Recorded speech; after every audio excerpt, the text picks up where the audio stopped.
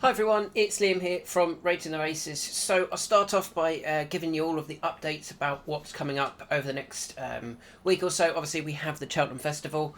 If you're watching this on Saturday, this is aimed at the free members. If you're watching this on Saturday, there is a chance to win premium ratings for the rest of the weekend and all of next week, the Cheltenham Festival, and our analysis and insight.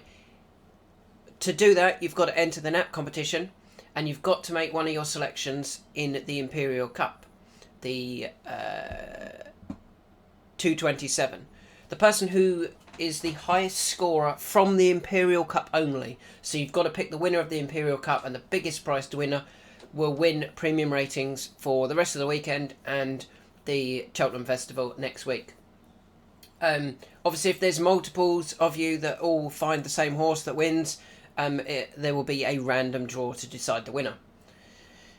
In terms of next week, the analysis that we're doing here for tomorrow isn't going to be released to free members. We might release one day, maybe two. We definitely won't release all four. So if you're not a premium or pro member, you won't be getting this analysis. You won't see the analysis that we've been sending for the last few days about it, nor will you be able to access the videos. So you do need to be a premium or pro member to get that analysis. Also, there was something else. If I think about it, I'll come back to it. So let's have a look at the Free Friday. There's not going to be a Free Friday next week. There's not going to be a Free Friday. We will not be giving the ratings out for Cheltenham next week. So there's reasons why you need to sign up for a premium or pro membership. If you're already a premium pro member, totally ignore everything that's just been said. You'll obviously get all the ratings, you get the analysis, you get the insight. You've already got lots of analysis for Cheltenham over the last week and over the last few months as well. If you've been with us for that long, we've got plenty that have. We've got plenty that have been with us for years, in actual fact. So yeah, let's do some analysis for Saturday, tomorrow. Looking at the 115 at Sandown, the first race on the card, the juvenile handicap hurdle, where I think the Moors may have a really good chance here. They do have a good chance anyway, if we just load up the odds. I always show you the odds live, because then we can't be saying about a horse that was, let's have a look at one. And I'll give you an example of what people do. Sandown 115, no odds currently. Yes, there are. There's a couple over at 7-2. But what often happens, let's go to a later race. This one here, for example. Brace for Landing, all's been really well supported. Mondo Man, really well supported. What was he available at? Well, Brace for Landing, I think, was available at... Just trying to make sure I drag the right bit. He was available at as big as 12 16s. Let's say we tipped him up at 16s. That's what they do. Rubbish. Anyway. Let's come back to that one later. Galactique, available at 7-2. I think he's the one to beat in this race, not Bibe Moose. I'm saying Bibe Moose, it might be Bibe Muss. This one here for the Paul Nicholls team. I think Galactique might be the one to beat here. And I've got a form line through a horse with the favourite. And that horse is Lord, who comfortably beat Galactique at Fontwell. Lord also beat Bibe Moose at Aintree, and he beat them by a similar-ish distance when they were both carrying level weights. They were Lord was as comfortable in both races, in my opinion. So I would say that they should be very close in the handicap, and they are. There's £5 between them, but there's £5 between them. Galactique is £5 lower rated than Bibe Moose, and to be fair to Galactique, I'd argue his only disappointing run came last time out, when he was 7th in a Grade 2. Beaten by One Horse Town, the horse that's been going everywhere. Precious Man, who has sadly lost his life since, but would have been a Grade 1 winner. Kate O'Reilly, who I really liked for the Fred Winter, isn't going there. Secret Force, the other horse I really like for the Fred Winter. The form was really strong.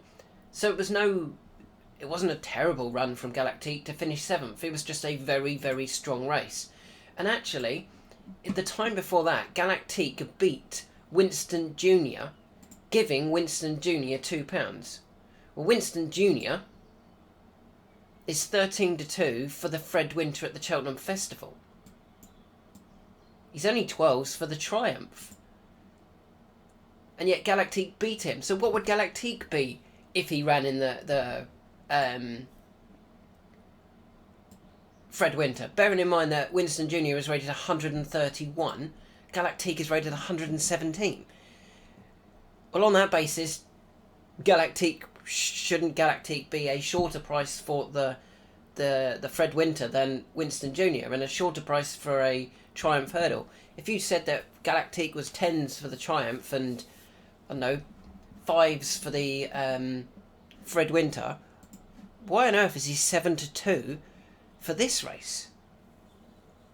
I don't get it, to be honest. And the Moors love coming here. Gary and Josh Moore, they love having winners here. I think he is the one to beat here, and I think he's completely the wrong price at the moment. And that form line with Winston Jr. and the form line at Cheltenham, I think is very strong form, and I think he's the one to beat here. We'll move on to the 150, and it's the start of a very good day, hopefully, for the Skelton team. I really like the Skeltons, as you know. I love what they do with their horses. I do not have any issues with the way they campaign their horses. I don't have any issues with getting horses into handicaps, getting them well beat, etc. They've done something for the Imperial Cup. I'll explain that shortly. But I thought they had a really good chance in this race with Brace for Landing. If they wanted to run Brace for Landing in this race, they would have gone very close. They didn't. They've actually got him in the Imperial Cup. As I said, I'll explain a bit about that later. So the Skeltons will have looked through the rest of their horses and gone, who can I get into that race then at Cheltenham? At Sandown. Because it's a lucrative race. It's worth 45 grand to win this. And they've got Unknown Entity in the race. Now, Unknown Entity finished third in the novice hurdle behind Sans La Vie and Bras d'Or. Now, Bras d'Or was actually balloted out of this race. He was one that we really like for this race. Unknown Entity finished third behind the pair of them. I think Sans La Vie is well handicapped.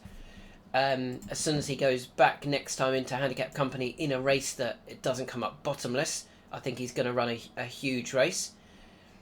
He still ran well, to be fair, went fourth in the William Hill Hurdle. And I think Bras d'Or will pop up in a handicap very soon.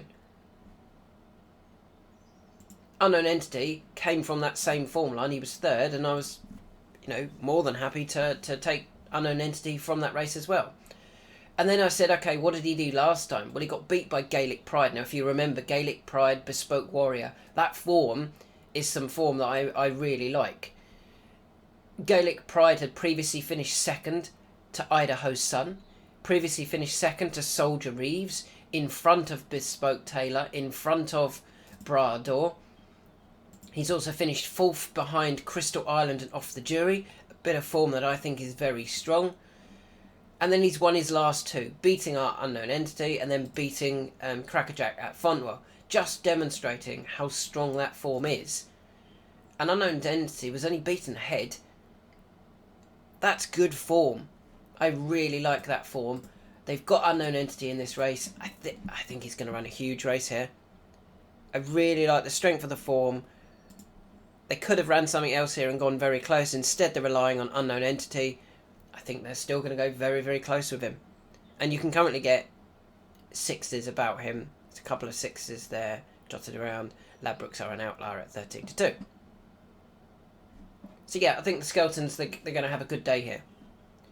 Talking of good day for the Skeltons, the next race is the 227, is the Imperial Cup. And some people won't like what they've done here, but they've got their horse, Brace for Landing, into the race. We highlighted this horse. We highlighted Brace for Landing a few days ago when he was actually a first reserve.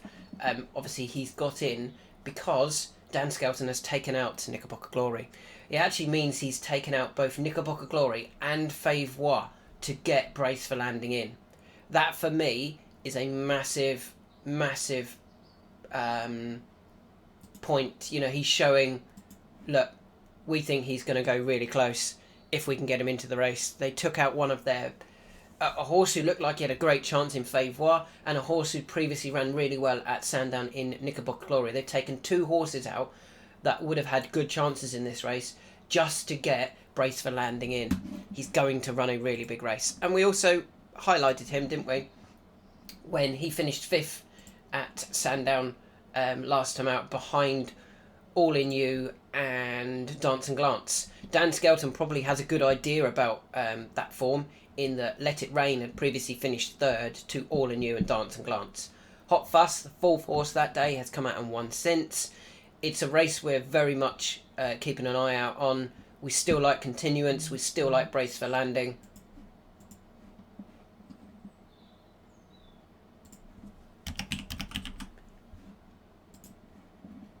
And we're very happy to see that Dan Skelton is running a well-handicapped horse in a race that is actually worth winning. So often we see these well-handicapped horses running in races that are not worth winning because there's so little prize money. The biggest danger for Brace for Landing, and the other horse that we've highlighted many a time, and we've highlighted it a couple of days ago for this race, is indeed Mondo Man. Yes, he's the favourite. He's the one that has that strong bit of form at Ascot. Actually ties in very closely with Brace for Landing via Hot Fuss. Mondo Man finished 6 lengths behind Hot Fuss at Ascot. Brace for Landing finished less than that. What was it? I'm just looking at my other screen. He finished 2.5 lengths behind Hot Fuss at Sandown. Not a lot between them on that basis. They are the 2 to focus on. Mondo Man is only a 5-year-old. Brace for Landing is only a 5-year-old. I think they're both the 2 newcomers into the race that are going to take all of the beating, and it's going to be between them 2. I'd be very disappointed if any of the older statesmen in the race win this race. The likes of Godante, Affadil, and No Ordinary Joe. Any of those, I can't see any of those winning. Fingal Bridge is the only one that I wouldn't mind. No, I would mind him winning, but he would be the only one that I'd be like, yeah, I did kind of have an idea he could go well, but he's got to carry 12 stone, rated 139. The other 2, 118, 123, they're so well handicapped. They are the 2 to focus on in the Imperial Cup. We're on them both, and we think they are both going to go very, very close. Moving on to the 3 o'clock at Sandown, which is the bumper. We don't often get involved in bumpers. This mare's bumper, we do like one in this race though. That is unoriginal, Birds of a Feather. I'm assuming that's how you say it. It's got to be, isn't it? Even with the U there. Birds of a Feather. You can currently get 7-2 about Birds of a Feather. David Bass keeps the ride. I'm sure he was very, very excited after jumping off, having won at Warwick on her. She was very, very good that day. And she beat Jolie Dame for the Skeltons really, really comfortably. Now, Jolie Dame had actually previously finished 2nd to the Flaggy Shore, who also runs here and is here in the betting. We can't have them anywhere near close to each other. We think Birds of a Feather beat Jolie Dame by 22 lengths. The Flaggy beat her by 7 lengths. They're not even close, in our opinion, in ability. There's more to come from Birds of a Feather. The issue previously in point to points was getting round. That's all it was just getting round. I mean, she unseated, she fell, and then she ran out in point to points. Then did eventually get a win to her name. And when she won, she was a very, very comfortable winner of a Mare's Maiden over 3 mile. She's going to love the ground, love the course, the little uphill finish. Everything about this, for us, just screams she's very good. I don't know how long she's going to be with Max Comley, to be honest. I don't know how long she's going to be owned by the current owners. It wouldn't surprise me if she won here, won it very impressively, and was then sold to bigger connections. So that's Birds of a Feather at 7-2, not the 4. There are 4s available, but by the time this video is out, it could well have gone from 4. So we'll say 7-2 about Birds of a Feather. Moving on to the 3:35 at Sandown. I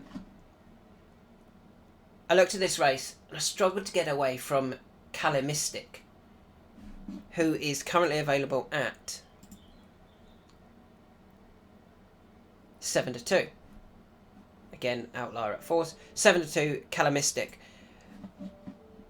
I just think he's incredibly progressive. And I actually feel like he reminds me of last week's winner for us, Noble Park. One of these horses that hasn't done a lot wrong. They found that he wants fences. He went to Newbury in December. He just about did enough, but travelled incredibly well that day. Travelled like he was going to win it by a long, long way. And I just think he's got so much more to come. The fourth place horse for Nicky Henderson that day, Holloway Queen, she has come out and won since, very impressively as well, back at Newbury. I feel like the form was good enough for Calamistic. It's no harder race for me. Yes, he's up a little bit in the weights. He's gone up from 118 to 122. But for a lightly raced 7-year-old, only had the 5 runs. A lightly raced 7-year-old, a £4 rise, I don't think's enough really. It's only disappointed once. Up to 3 Mile at Sandown. The Henderson and De Boinville do well here. Yeah, I think Calamistic is the one to beat. Still can't quite get an idea of Venetia Williams' form. Are her horses in form? While she had a few winners a couple of weeks ago, she's not had a winner in a little while again. She's not had a winner in a little while. Are they really going well? Not sure. Calamistic for the Henderson, the improving horse. I think he's going to take all of the beating. 2 more to go. The next one is sticking at Sandown in the 4:10, where he's not the biggest of prices.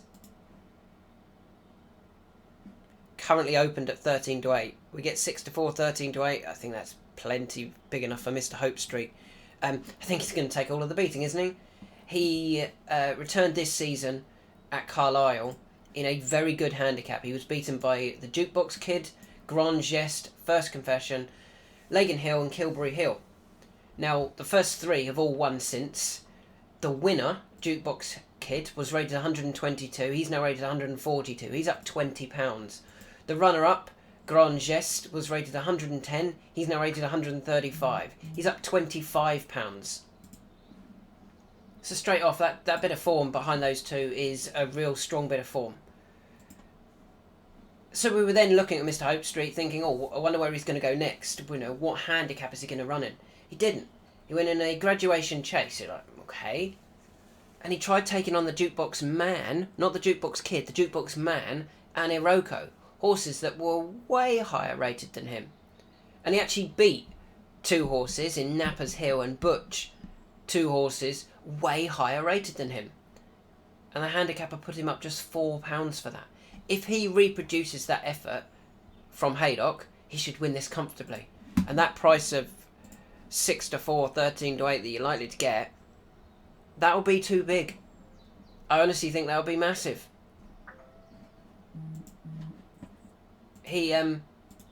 I think he takes all of the beating here.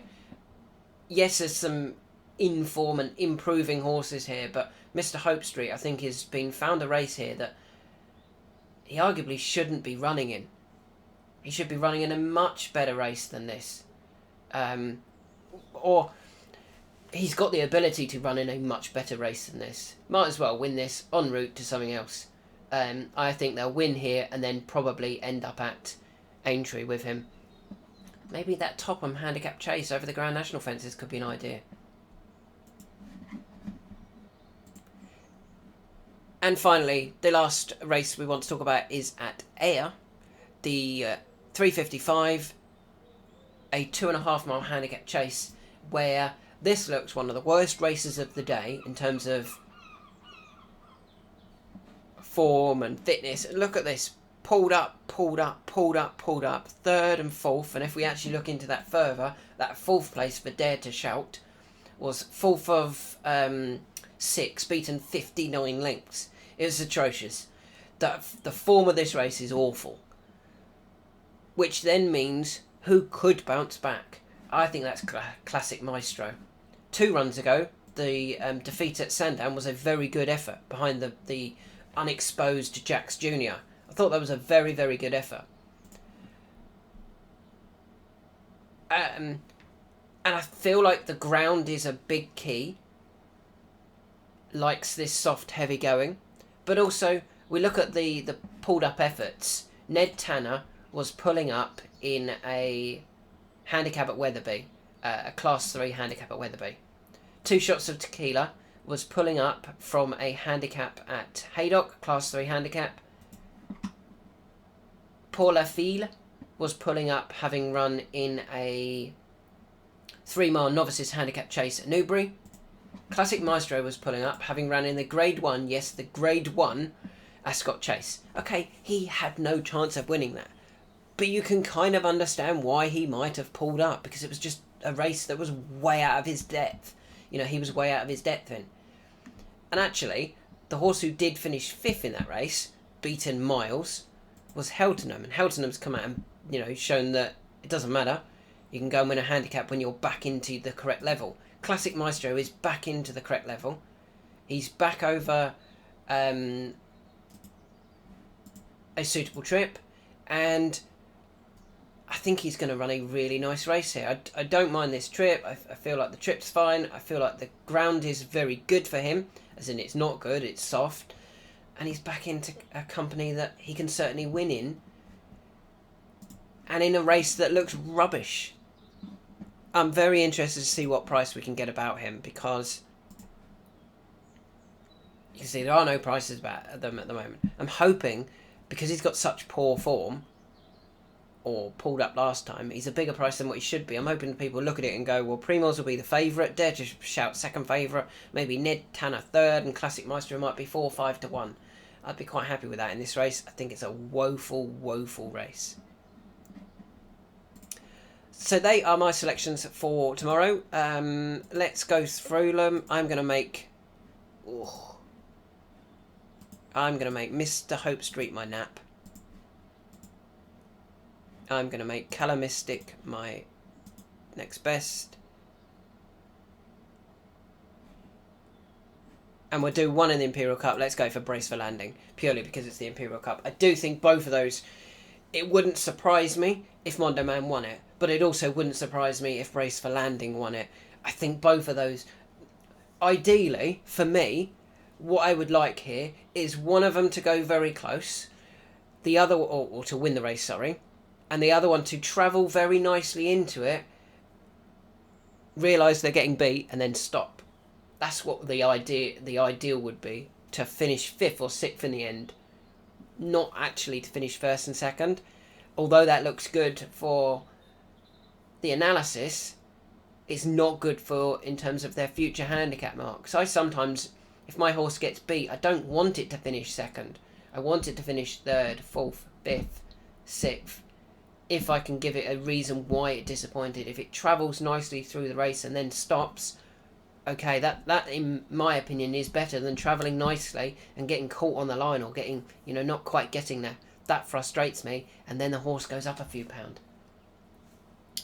So they're my selections, they're my naps. I've mentioned about Cheltenham. Very best of luck tomorrow, and for you free members that probably you might not hear from us very much over the next week, have a great Cheltenham. Hope you have lots of winners. Premium and Pro members, you'll hear lots from us over the next few days.